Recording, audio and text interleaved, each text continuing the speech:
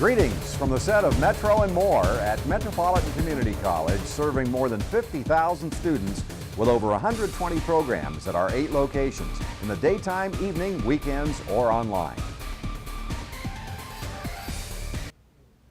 Hi, I'm your host, Kent Pavelka. Welcome again to Metro and More. More of what you need to know about Metropolitan Community College. And we have an update for you, a topic that we have had on the program before a number of times, but things are always changing with MCC's Culinary Arts and the Sage Student Bistro.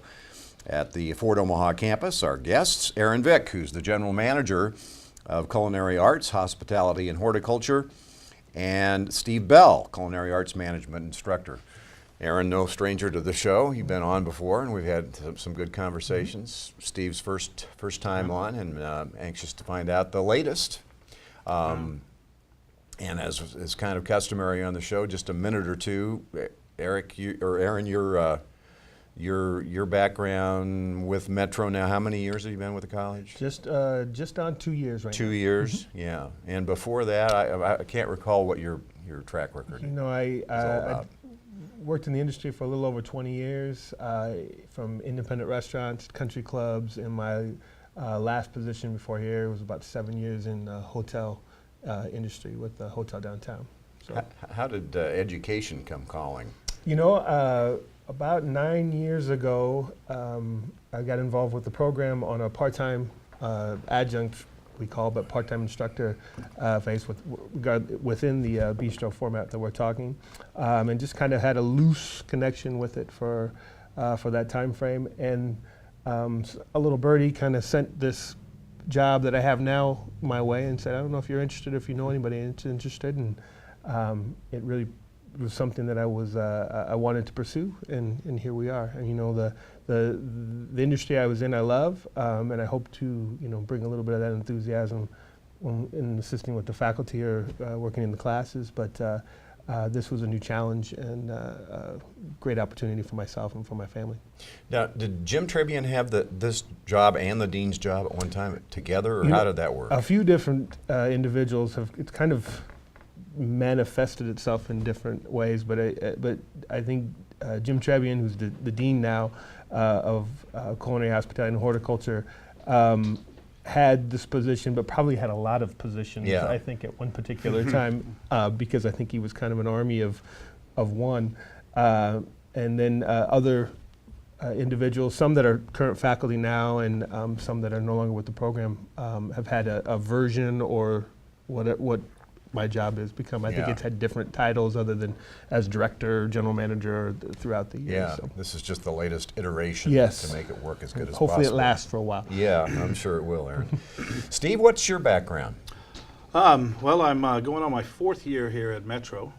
Before that, I've about 18 years in the industry, mostly in local restaurants, some country clubs. I've lived in several states of New York, Colorado, Oklahoma, finally making my way here to Omaha, and that's about it. Yeah, just a lot of. Is this your first? It's my first teaching job, and I love it. It's a great job.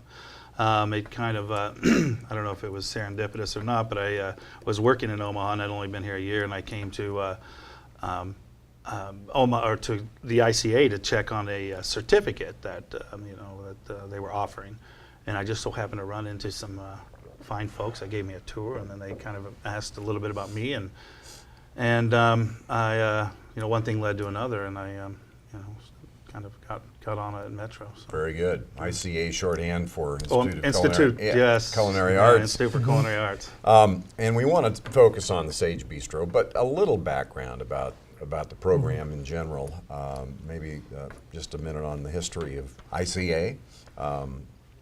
Years ago it started in Building 10. Well, actually, the program started in 1974, and it was on a little kind of storefront of 50th and Dodge, and it was food arts and management then. Then it moved 75 to Building 5 here on this campus. In 1987, it transitioned into Building 10, which it was there for a long time, and really kind of took on the form that it has now, or was the foundation of what it became. Which is the far north end of the campus. Yes, yes. It was kind of the little engine that could. A lot of classes on top of each other, really learned to maximize minimal space at that time.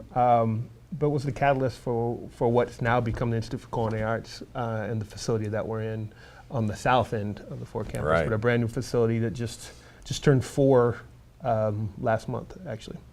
It's gorgeous too, and if you've not had an opportunity, and that's, you know, it's not a secret, but I don't know that the public at large, you know, knows that the Student Stage Bistro is open to the public, right? Absolutely. So what?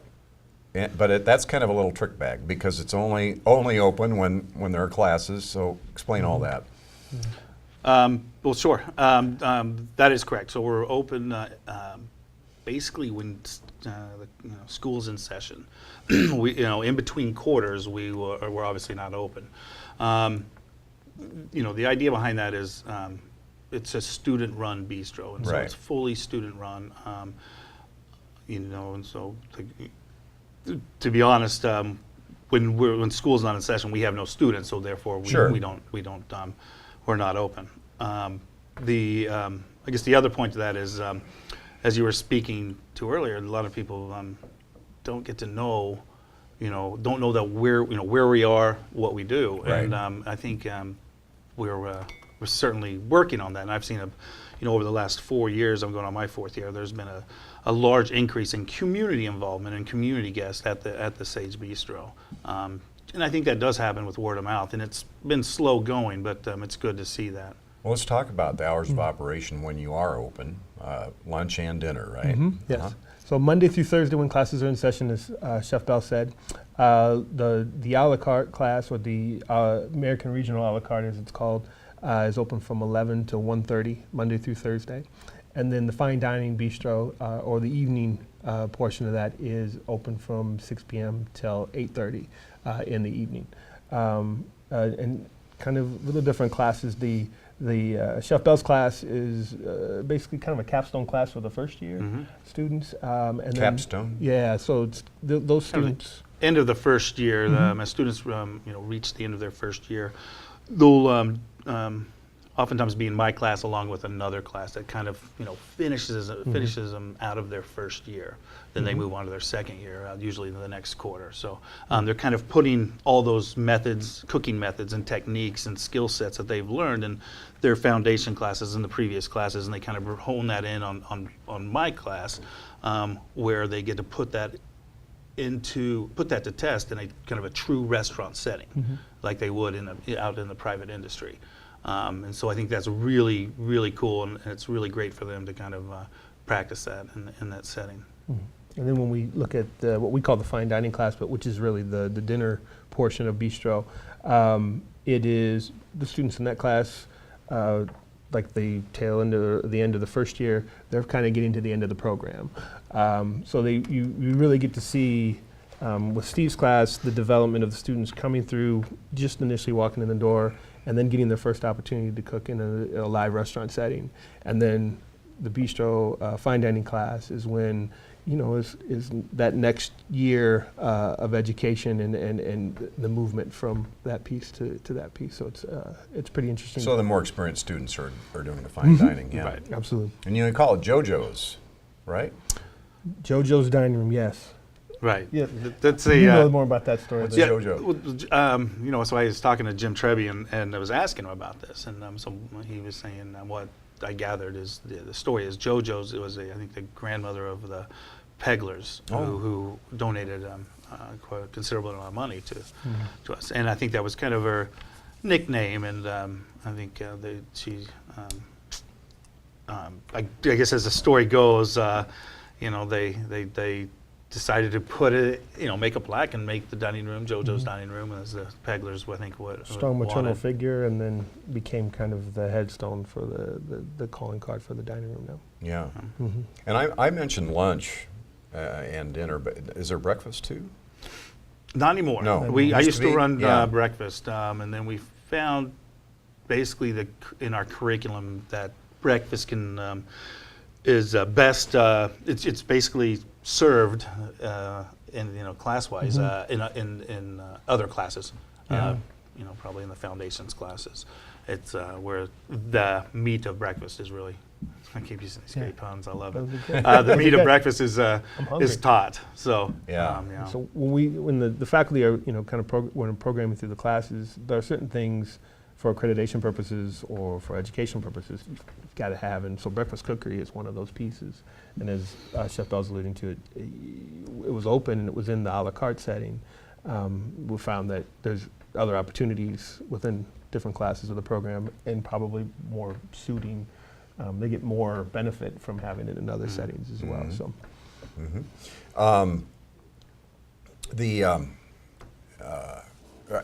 if we don't accomplish anything else, I just want to tell everybody the food is to die for. It really, really is. Every time I've been there, it's just been magnificent. Now I've not been there for dinner, but the lunches have been great. And I guess the best message to the public is check online. That'll give you an idea of, as far as when you're open. When our hours are. Yeah. Yeah. And I know they're updated now, but check online. It'll have, you can go online, find our hours for the quarter, any days that will be closed through holidays and whatnot. Also, you can look at our current our current menus, both lunch and dinner menus, as well as our student prefix menus that happen, that start a little later on in the quarter. That's at a fine dining, on the fine dining. What's that terminology? Student what? Prefix is the correct terminology. We call it prefix. And what that essentially means is and you go into a restaurant and you'll pay like a single price, and then they'll bring you a 4-course, 5-course, 6-course deal. So price fixed menu happens generally the second half of the Bistro class for dinner. And what it is we'll start the quarter out with what we call a static menu. 4 or 5 starters, 4 or 5 entrees.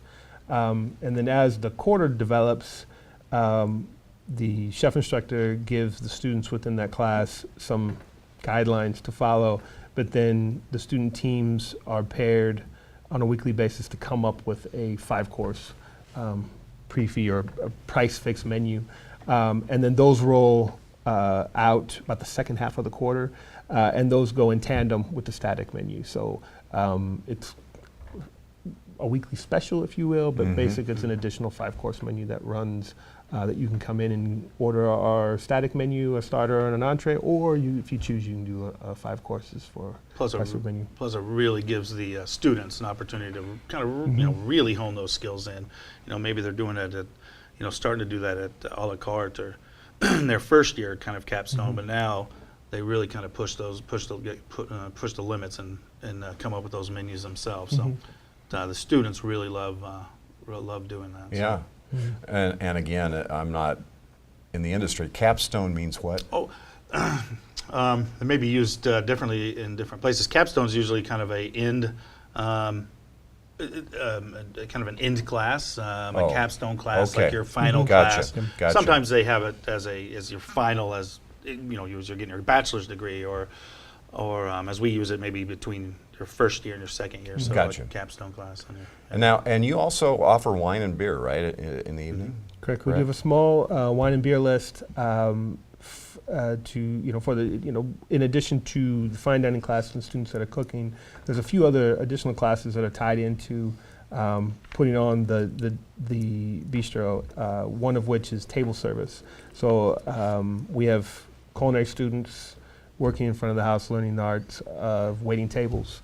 For a person like me who's kind of a front of the house guy, it's a little bit of a sadistic pleasure to see those culinary students, come out and get them out of the kitchen and work in the front of the house. Because they don't want to do that? Generally, they want to work with Chef Bell Sure. and in the back in the kitchen and learn and cook food and play with the pans and knives and that type of thing. But it's important for them to see front and back end, right? And with that, to kind of weave into that, we have a wine list, so we can do food pairings. It's offered by the glass and by the bottle, and then there's a small beer list, and all the beers are local purveyors from the Nebraska, and I don't know if there's anything still in Iowa, but Iowa region have made an appearance on there before.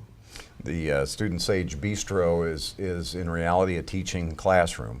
The experience to the diner, though, you don't feel like you're in a classroom. I mean, it's really run well, and I mean, it's fine dining and fine service.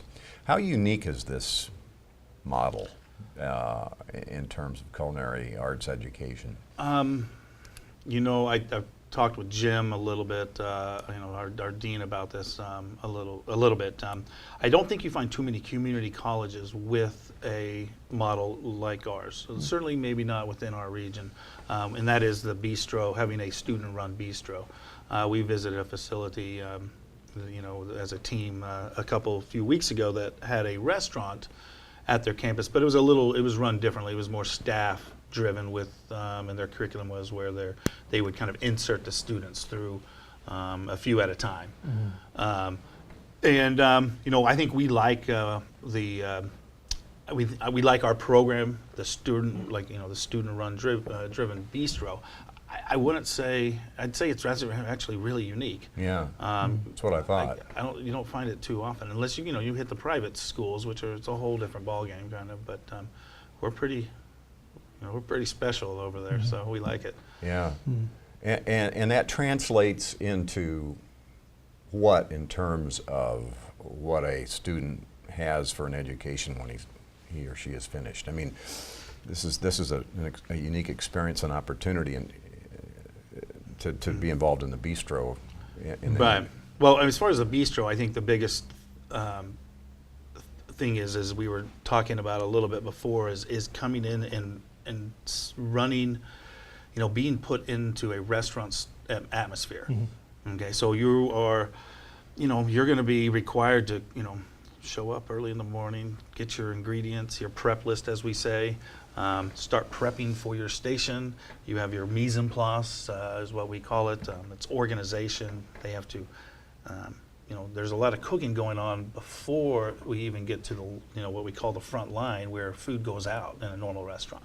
You know, a lot of people don't know this, but there's probably 80% of cooking is pre-cooking. Is pre-cooking, yes. Is done not on the line. It's not done when the ticket comes in and says, here's the steak, here's the salmon, here's the crab cake. It's, you know, the 3 or 4 hours beforehand, getting all of that prepped mm-hmm. up. And then moving to a station. And, you know, they're all assigned individual stations, and then they get to move through those stations throughout the quarter. So they're not only are they getting to learn the different stations, they're also doing different dishes within those stations. All the while keeping, you know, doing their best, and I kind of am there to help them, doing their best to be clean and safe. Sanitation is a big part of the classroom. Working, and like I said, just using those skill sets that they've had and applying them to the restaurant, and then out, you know, serving the customers. I think one of the biggest compliments to Chef Bell and the other faculty that are involved with these classes is a lot of times people they question, you know, why are you only open Monday through Thursday? You know, some of the limitations on the menu and that type of thing, when they don't know that they have a feeling of a real restaurant feel when they're there, don't understand that really we're there for the students. Yeah. And the guests, it kind of works in reverse, where in most restaurants, the guests are there to keep the business alive. Well, mm-hmm. the guests are there in this sense to give the students an opportunity sure. to actually have that realized feeling. So we kind of wrap them slightly in bubble wrap, and then push them into as close to a real life setting as possible. So, and that the reason for not being open on Friday or Saturday, in terms of what you just talked mm-hmm. about, is because there's more to education than being involved in the bistro. Well, and a lot of our students work in the industry, and so Friday and Saturday night's busy night. Yeah, so sure. We have, and Friday, Saturday day is are busy days. So while we want to give as much opportunity for that sense, we also have to be sensitive to the needs of the students outside of sure. academia. We would all like to say that the classes are going to be at this time and you need to be here at mm-hmm. this time. But, you know, the reality is that, you know, students are, you know, they have to pay bills and they have to pay tuition. So to keep moving, we need to kind of keep those things, so it doesn't bode well for us to have those classes running like that. Mm. Thing that occurs to me is the opportunity with the bistro as classroom. I mean, you also get the nuance of having to, I mean, it's one thing to be at these stations and do all your responsibilities, but if there's nobody sitting out there waiting for their food, I mean, you've got the time crunch element added to it, right? Oh, absolutely. You're talking about in terms of ticket times, you know. Yeah. The time to get the food. Because what I assume initially, when you're learning how to, when you're getting this education, that clock is not as important as it is once you get into the bistro. Exactly. And so we have a kind of an unwritten, I'm saying unwritten rule of trying to get all of our plates out in 12 minutes or less. You know, and that's a goal that we set as a class. Sometimes it's challenging. Is that an industry standard? No, I wouldn't say so. No. You know, lunch service generally, it could be somewhere near that if in lunch service, because most people, you know, maybe get an hour at most at lunch. So, you know, if not 12 minutes, maybe 20 minutes. But you know, I picked 12 minutes really for no particular reason. I just think that, you know, that's what we shoot for, and that kind of also gives the students a guideline on what to expect. Plus, I also build the menu around that. We have a lot of folks that come over from Building 10, as I put one over there, and Building, you know, not so much Building 30, but but on some campus. administrative folks. A lot more we're seeing of community guests, groups coming in, and so it's important that we have some kind of you know, kind of time frame that There's got to be a real world reality for the guest. Yeah, absolutely.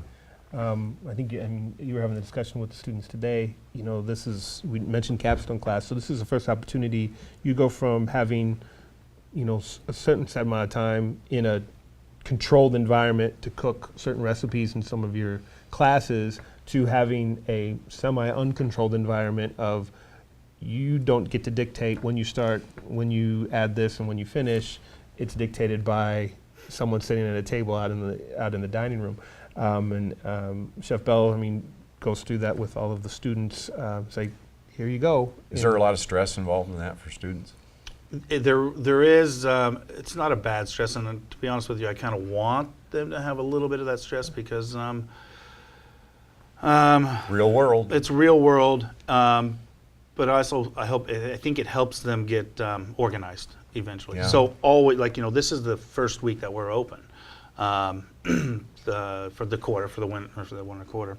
So you know, it's day one. I had a day one class yesterday. Today's class was day one for them. I'll have a day one, you know. And so they at 7 o'clock in the morning, they're a little stressed out because they just don't know what to expect. Right.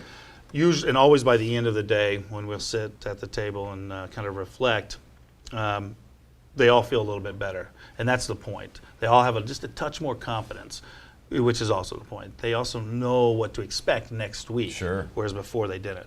There's you know, it's not, I mean, a little stress that I want them to have because I think they'll go and push themselves to go and find, you know their recipes, know their prep lists, kind of know their stations, and so on.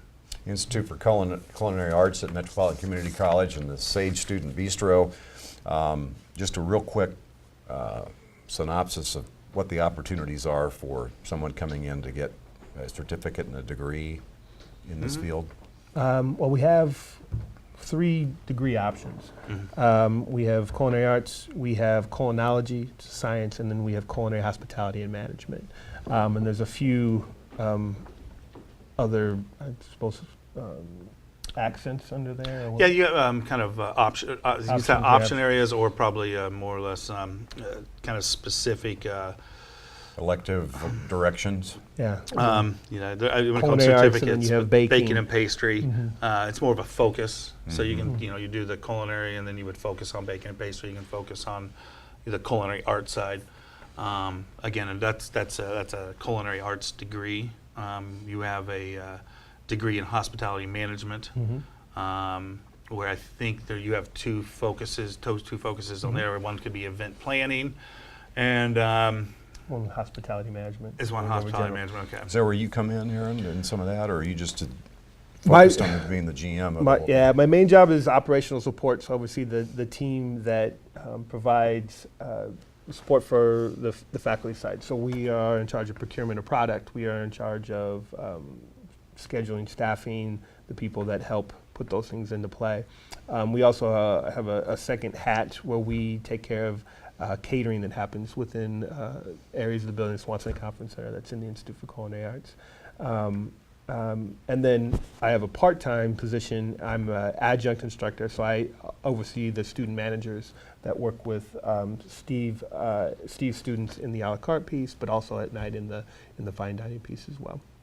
Well, I can't emphasize enough how folks ought to take advantage of the opportunity to come see the Institute for Culinary Arts and the Stage Student Bistro and to eat there, because it's really a jewel on the Fort Omaha campus, and it's an area of focus for Metropolitan Community College that is, I mean, it's nationally recognized within the industry, right? And I don't know that a lot of people understand that, but gosh, if you live in Omaha or in the four-county area, come see it and dine. Absolutely. What do you want to talk about as far as, have I missed anything as far as the update? Maybe what you're working on for the future or anything that's changing? What have we? Trying to think. What can we? We had a lot of changes recently. We have. Well, the classes. With the class, I mean, sure. My class, we talked about a la carte, and my class is still really the same. Just as I was just explaining, but we added an American regional piece to it, and so to that particular class is basically talking about different culinary regions of America, and so you may see that in our menu. As I build the menu, I kind of can input some of those regions and make dishes from those regions, and the students get it now. The students will now get to kind of get a little historical lesson of food from certain regions and how the food came to be, either from geographic or climatological or topographical, or just historical. But how certain ingredients and dishes came to be.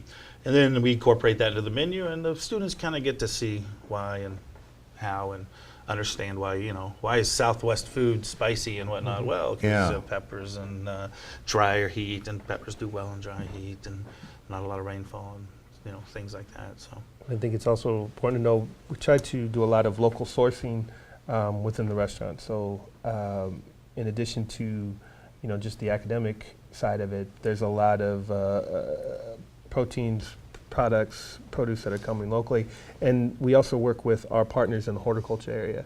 So we have the Bistro Garden, and a lot of product comes from there, absolutely, right? Absolutely. Right now, even in the summer months, we get a lot of heirloom tomatoes. I think we tracked it last year at about 100 pounds of heirloom tomatoes were coming over on a weekly basis. But in the wintertime, our being here in Nebraska, it gets a little colder.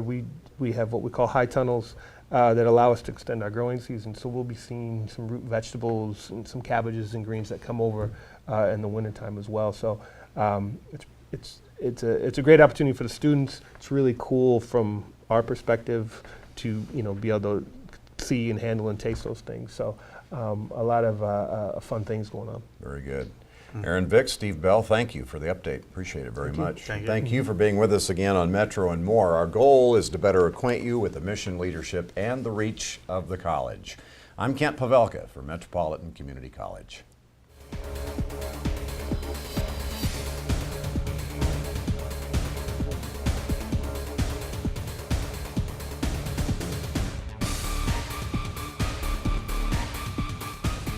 This has been a MetroVision production produced by Metropolitan Community College. Metropolitan Community College has hundreds of courses online. It's easy to fit them into my lifestyle, and I save money by not driving to campus. And there are no additional fees for classes online. I like that. The online option at Metropolitan Community College.